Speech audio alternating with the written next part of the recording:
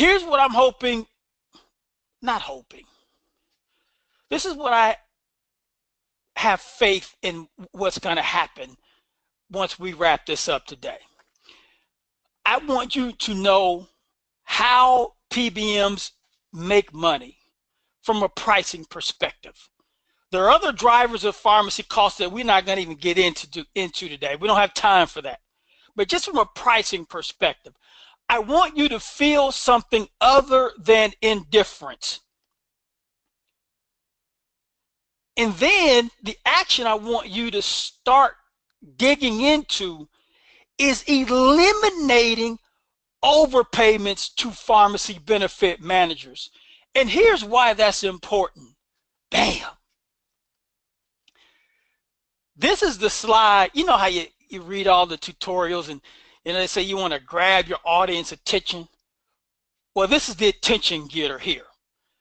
And this is usually the point where folks will log off, become unengaged because it's not them.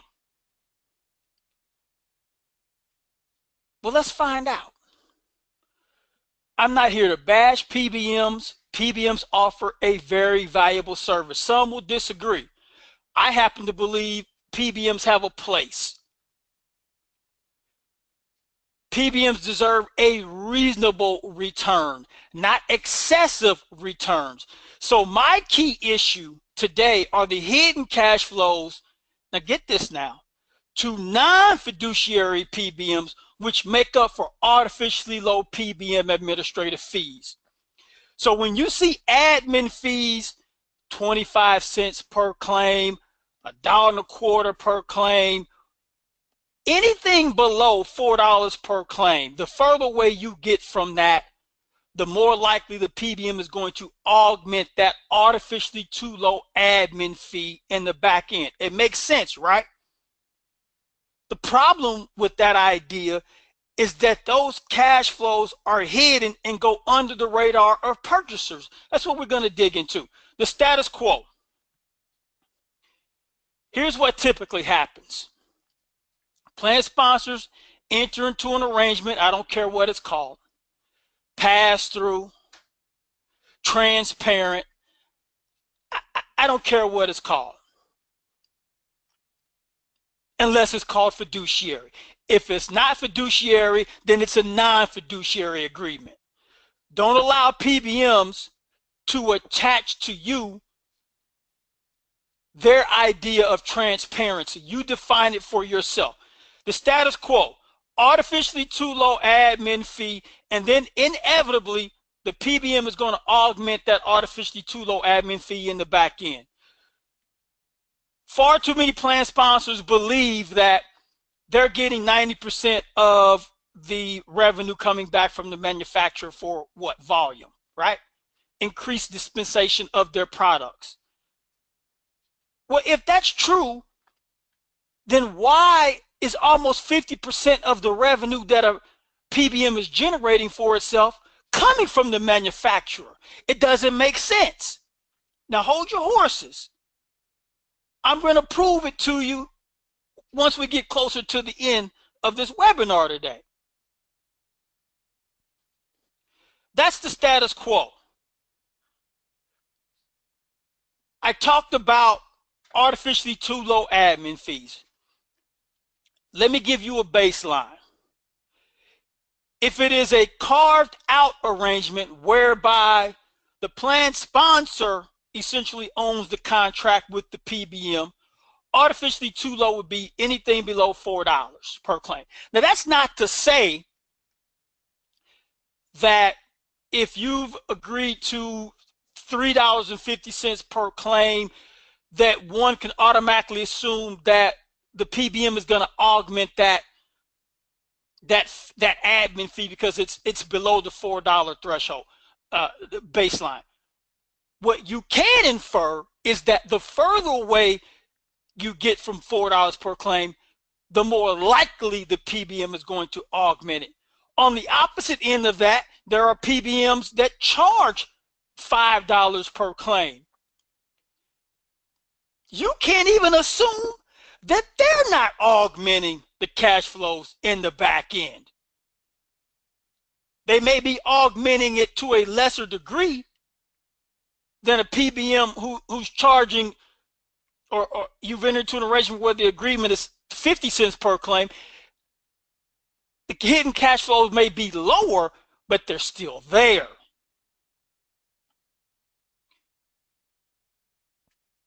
In a carved in arrangement, that baseline is $6 per claim for obvious reasons.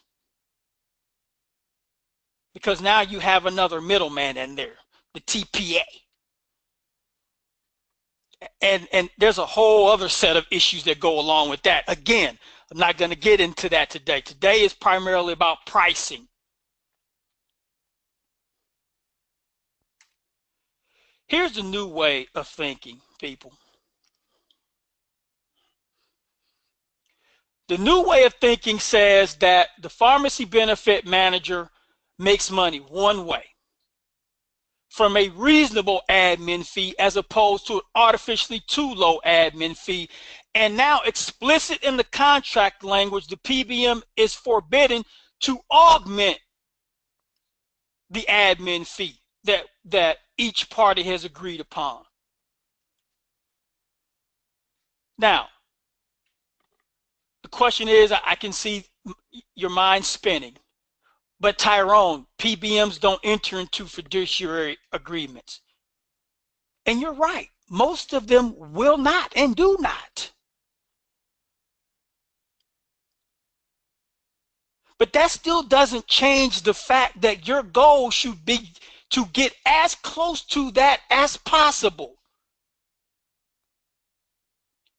There are PBMs, Transparent RX is one, but I can count on one hand the number of PBMs that offer a fiduciary standard or take fiduciary responsibility for the services that we provide. On one hand, maybe two fingers. But that should be your goal. That doesn't change. That line doesn't change. And when you move away from that, the more you're going to pay.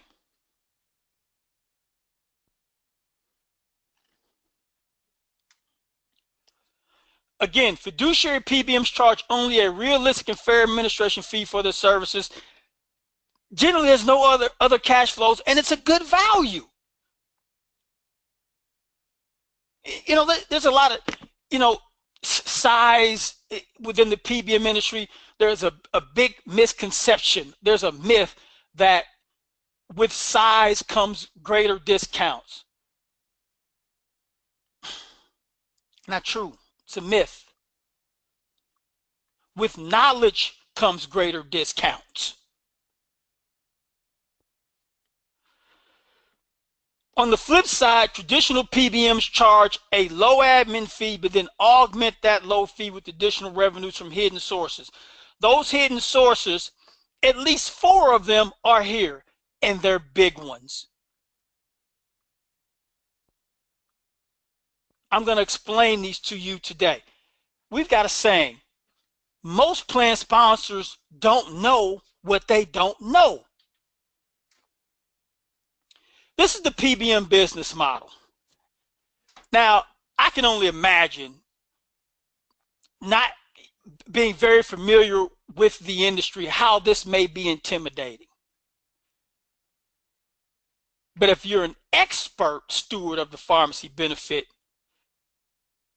not only is this not intimidating, you can explain the process in detail. And that's what I want you to be able to, I want you to start working on that once we get off here. Don't just take this information and do nothing with it.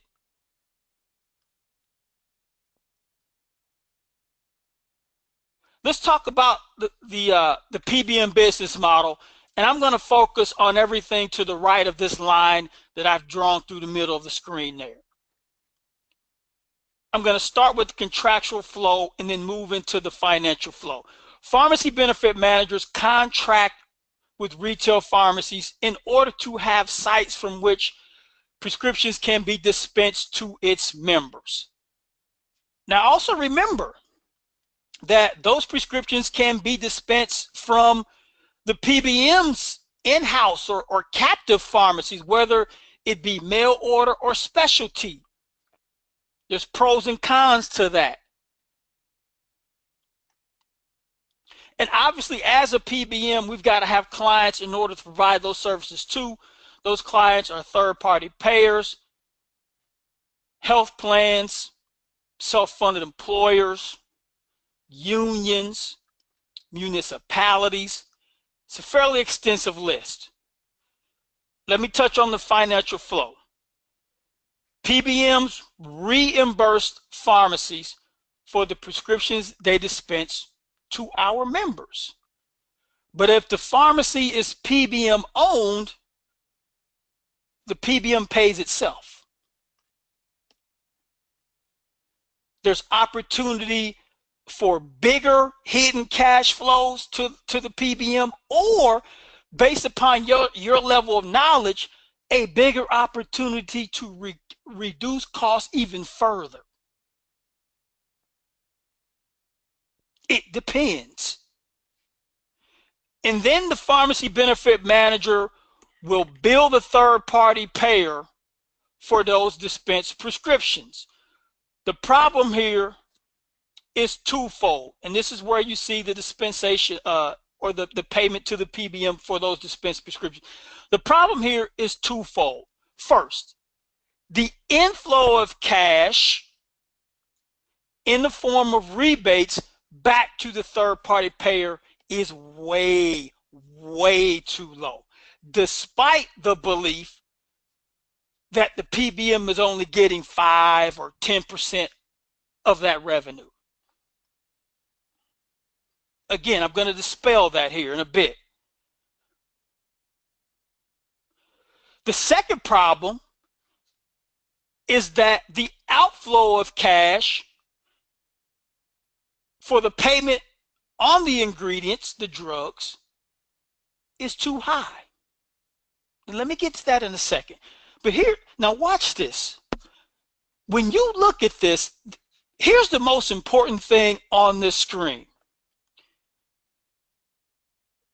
The entities funding the entire system sitting atop the model know the least about how it works and almost blindly fund it. That's the big opportunity. You know, my mom always used to tell me, boy, when you know better, you do better. It's true. So now let me get back to the second part here. The outflow of cash for ingredient costs, I said, is too high. The reason is called spreads. The drug pricing standard, which forms the basis for discounted prices, is known as average wholesale price, AWP. From the pharmacy side of the business, we refer to AWP as ain't what's paid. Well, why is that? Generic drugs have two prices. Now, and I'm focusing on generic drugs for one reason only. It's where the margin is. It's where the margin is. So while 20% of the revenue to the PBM comes from generics, 75% of the margin comes from generics. AWP is an artificially inflated price that no one pays. Yet plan sponsors' cost is often based upon this inflated list price. The MAC price is more closely related to the actual acquisition cost than is the AWP, but it too is higher than the AAC. This presents a problem, and it's called differential contracting. And I'm going to show you a real world example here, how this plays out. take a look at fluoxetine, 20 milligram there, the AWP 266, the brand price in white 630, the MAC price $25.20. As you can see, the AWP is substantially higher than the MAC price. So with differential pricing and 50% discount, I know it's low. And it doesn't matter. I'm going to show you why here in a bit, but we're just keeping it simple right now on this slide. So with a discount of 50% off of the AWP, the plan sponsor is billed $133. However, reimbursement to the pharmacy is based upon MAC. Happens every day. Happens every day. So that creates a spread now of $108. Now, spreads that high, they happen a lot, but relatively speaking, they happen less frequently than what we typically see of $4 to $8 per prescription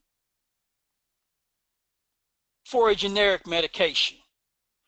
But again, it's not uncommon at all. In fact, I expect to see it. Spreads as high as $200 for a single generic medication. And here's how that happens. This is something I post on my blog, blog.transparentrx.com, every Thursday. I should say, I try to post it every Thursday. Sometimes it's Friday. But I give you actual cost for some heavily dispensed medications. And when I say actual cost, I'm saying what the pharmacy paid to put the product on the shelf.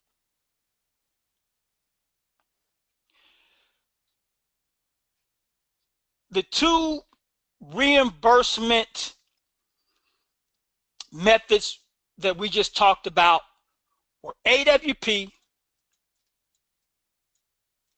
and MAC. Now let me show you how this works, real world. Let's take a look at Pravastatin, generic. The AWP is $289.36. I'm going to keep it simple, make it $290. Under the AWP discount, say, let's call it a pricing method to the plan sponsor. AWP minus whatever the discount is. The list price is $290. With a discount of, let's say, 80%. Let's assume the generic effective rate is 80%, which means generic effective rate is the average or weighted average discount off of AWP, considering all pricing methods, usual and customary, AWP, MAC, whatever it is. So we're going to say it's 80%. That would give a discount, let's say, to right around $230. That would mean the plan sponsor's cost is $60. You with me so far? Now take a look at what it costs to put this product on the shelf. $9.99. Holy smokes. No matter how many times I see this, or I walk through this with clients, whomever, it still makes me angry.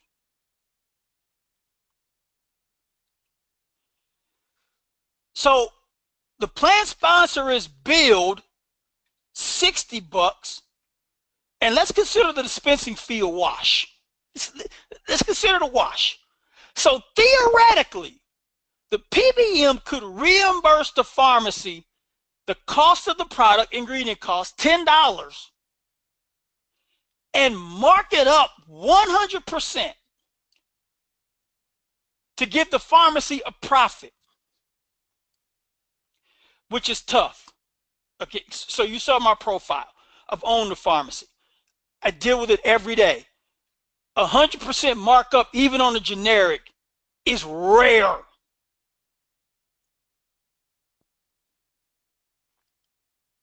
Coming from a PBM to a retail pharmacy. So the PBM could reimburse the pharmacy the cost of the product plus 100% markup. The PBM pays to the pharmacy $20. That leaves $40. Can someone tell me what that $40 is often referred to as? Help me out. Just chat it to me.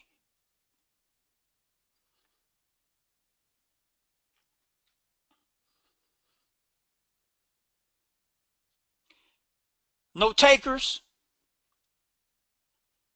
It's the spread. That's the spread everyone talks about, but aren't really sure how it manifests. That's how it manifests.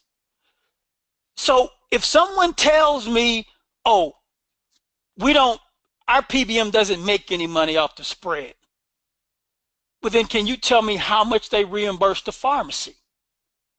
Because if you can't tell me that, I'm going to err on the side of caution here and assume that there's a spread happening. Because if your contract doesn't prevent it, and again, how do you know that it's not happening? And how can you prevent it in the contract if you don't know how it manifests? Your definition may be different than the one I've just shared with you here.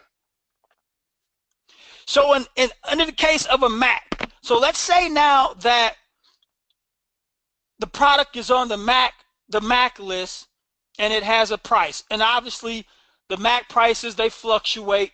PBMs can bring products in and out essentially as they see fit and change prices as they see fit. And many of them consider the MAC list proprietary and won't share it with their clients. That's a no-no. So we could say that the MAC price for this particular product, let's say that the MAC price was, let's say the MAC price was $30 for this particular product. It could be anything.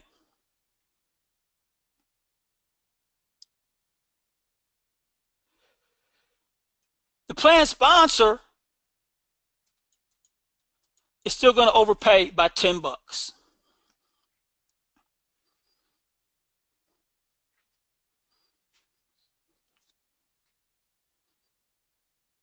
Still going to overpay by $10. Poll question, real quick. Which is most likely to be true about the sales culture within a non-fiduciary PBM?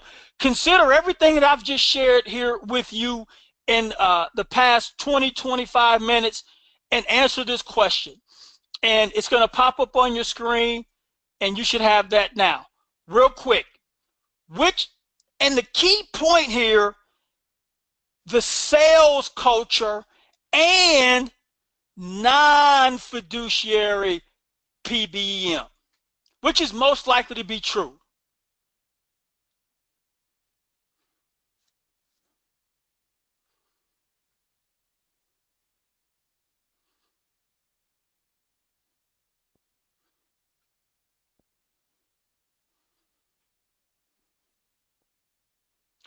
And just a bit of based upon the responses I get, I haven't done any sort of pre-webinar planning, so I haven't looked at people who've registered their profiles, but I can look at the responses and get an idea of what it is you do.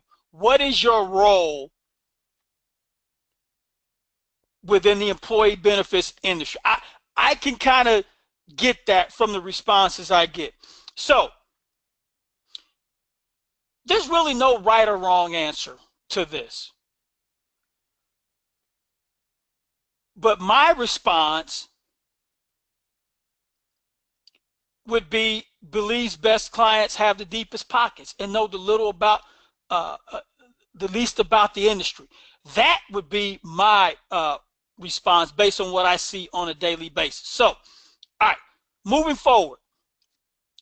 Contrary to popular opinion, prescription drugs that are dispensed from a PBM's mail order pharmacy do not necessarily translate into lower costs for the plan sponsor. They should, but that's not always the case. The information I'm sharing with you we had no input into it whatsoever. The research was conducted by the Creighton University School of Pharmacy. There's also a more recent report that was written by CMS that talked about both mail order and preferred pharmacy networks. And the conclusion was those two don't necessarily offer lower costs. It depends. It depends on who's purchasing these services, these networks. The more knowledgeable you are, the less you pay, and the better outcomes your members will receive. Here's the case study.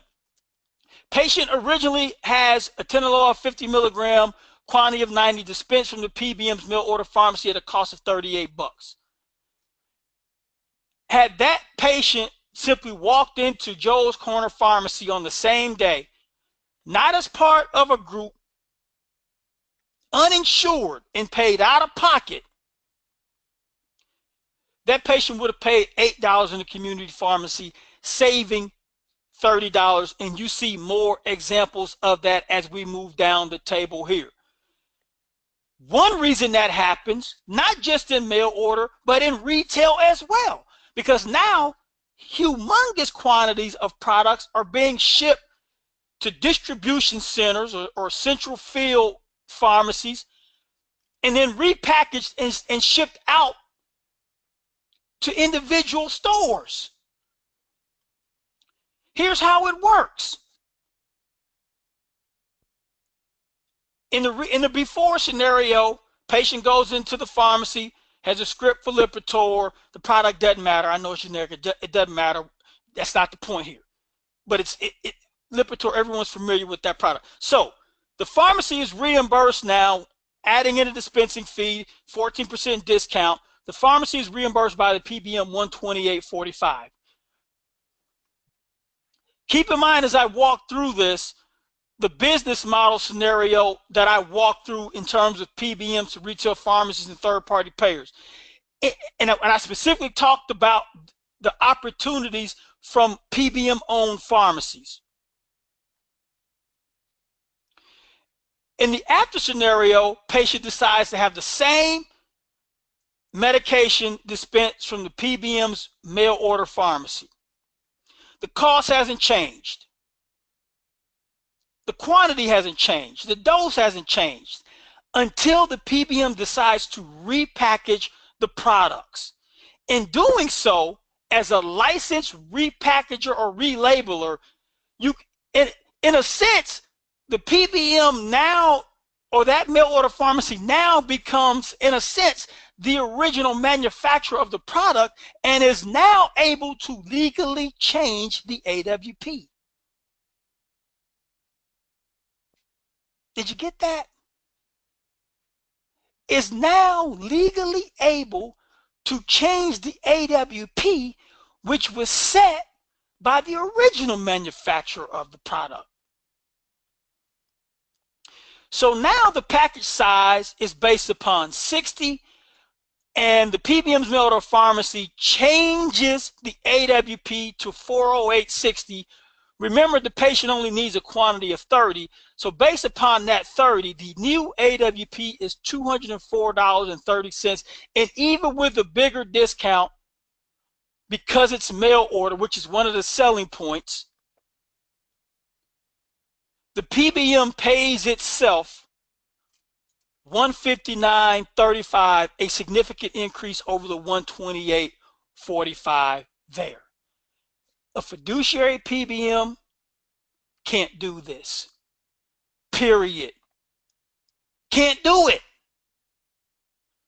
A non-fiduciary PBM, I don't care how you label it, transparent, pass through, fully transparent, and pass through, doesn't matter.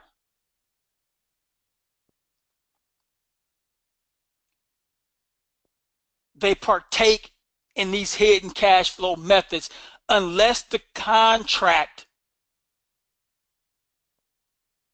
prevents them from doing so.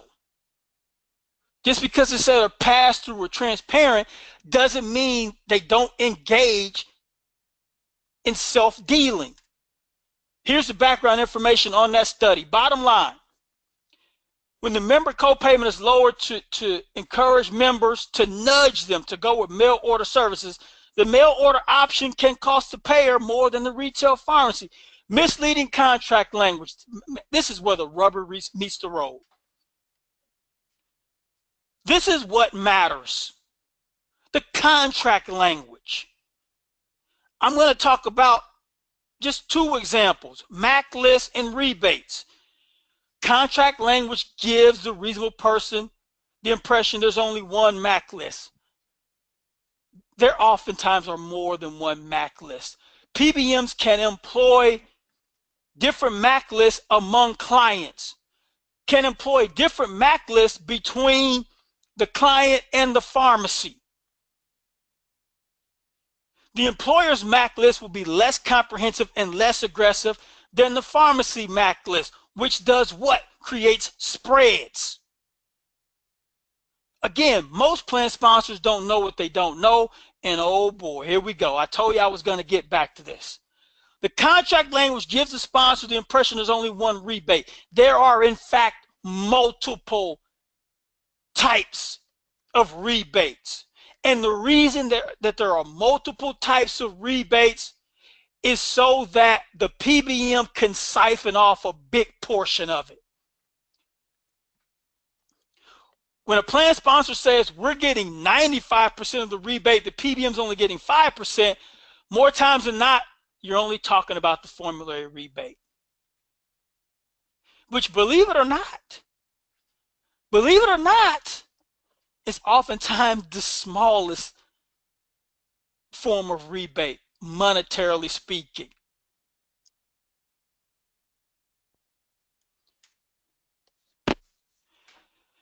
This is information that has rarely gone public. A couple months ago, Express Scripts sued specialty drug maker Kaleo for allegedly not paying rebates that Express Scripts was owed. As a result of that, that complaint became public. Here's what it revealed. And you can go out online. I think I may have even given you a copy of it here. Should be in the materials section of your control panel. And so take a peek. If you don't believe me, take a peek at the complaint. This is for one drug.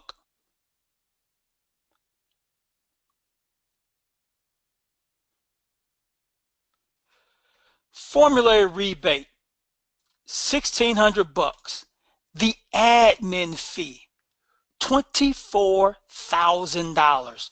Formulary rebate, $7,100. The admin fee, $129,000. The PBM has done nothing to earn that. And in the contract language, it's written such that when the PBM talks about we're going to keep the admin fee, the purchaser, the plan sponsor, almost believes it to be inconsequential. Nothing could be further from the truth.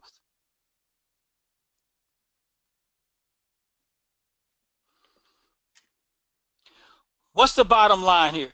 Every PBM is going to say that they're transparent. In fact, I won't even argue whether or not a PBM is transparent or not. What I will argue is that there are different levels of transparency. You have to determine which level you're willing to accept. Level 1 is an imposter. It's only part of the equation. It only tells part of the story. Level 2 provides a little bit more transparency than level 1, but it too leaves money on the table. Level 3 incorporates both levels 1 and 2, but now you've got the full auditing provisions. Let me tell you something. If you cannot verify the trust that you put in the PBM, and when I say, let me hold off. I'm going to get to that in a second. The bottom line is level 3 is the real deal. And that's the minimum level of transparency any purchaser should be willing to accept when they hire a middleman.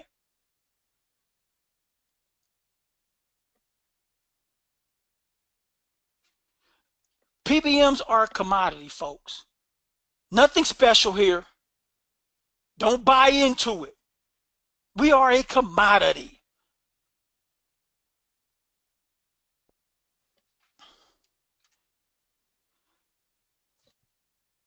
So what?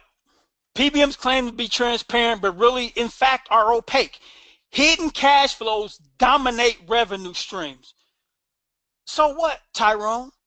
Well, that eventually leads to overpayments from the plan sponsors and then underpayments in terms of the amount of rebate, or what we refer to, because it's more comprehensive, manufacturer revenue going back to the plan sponsor. Ultimately, when plan sponsors overpay, they're looking for a way out. And more times than not, it's increased cost share to the patient, which presents a whole nother set of issues, especially non-adherence. I got one more slide, and this is the big one, why you're here today. Non-adherence leads to increased hospital costs, both inpatient and outpatient.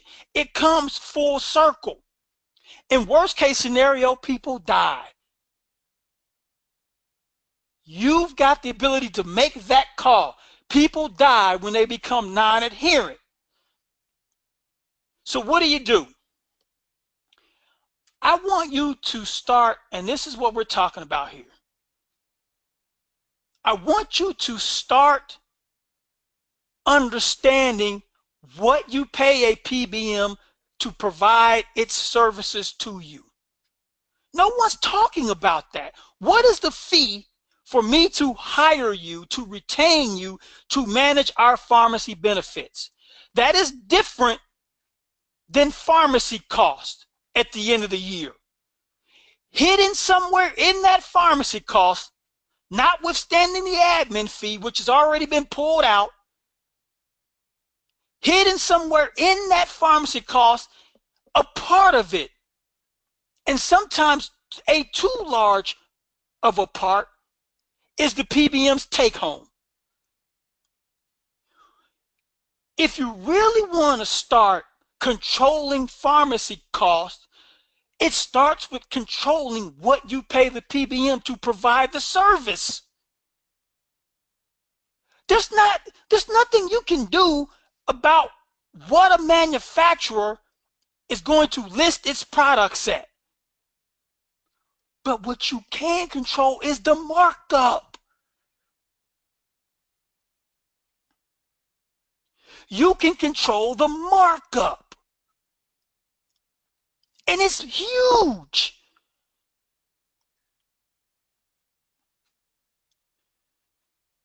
Here's how you define that. Now imagine a world where Ford or General Motors allowed a seat manufacturer to dictate prices to them.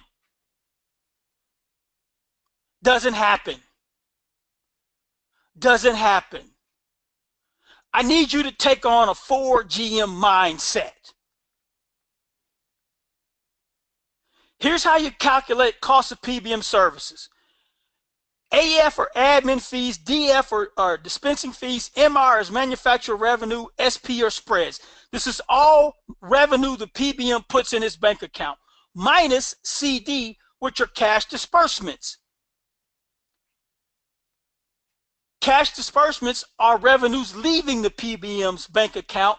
A couple of examples of cash disbursements would be: one, a share of rebates or manufacturer revenue that it pays back to a plan sponsor. Reimbursement to a network pharmacy. That's an example of a cash disbursement. Whatever is left over,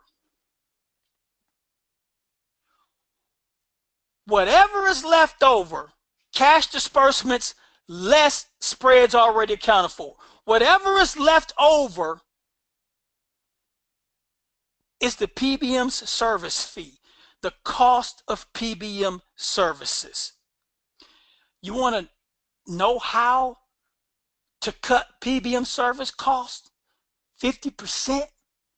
This is how you get there. Understanding what that number is. Your PBM knows. They've got a goal. As soon as you sign the contract, they've got a goal, and they're shooting for it, and they're hoping to exceed it. You've got to control that.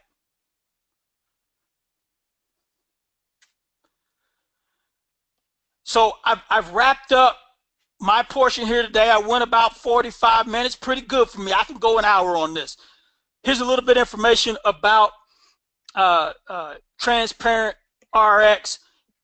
You'll get a link to the recording of this webinar once we wrap up. If you have any questions, feel free to shoot those over now. But let me just tell you this before you take off. If you think you can take the information I've shared with you here today and go out and make monumental changes to plan design and cost and things like that, it's a lot more complicated than what I've shared. But this is, you've got enough now for the motivation to start that process. There's still more learning to be done, a lot more. But now you know why you have to invest that time on that road to discovery. So I appreciate your time today. Here's my contact information. You're in the club now. Feel free to reach out to me anytime. Have a great day.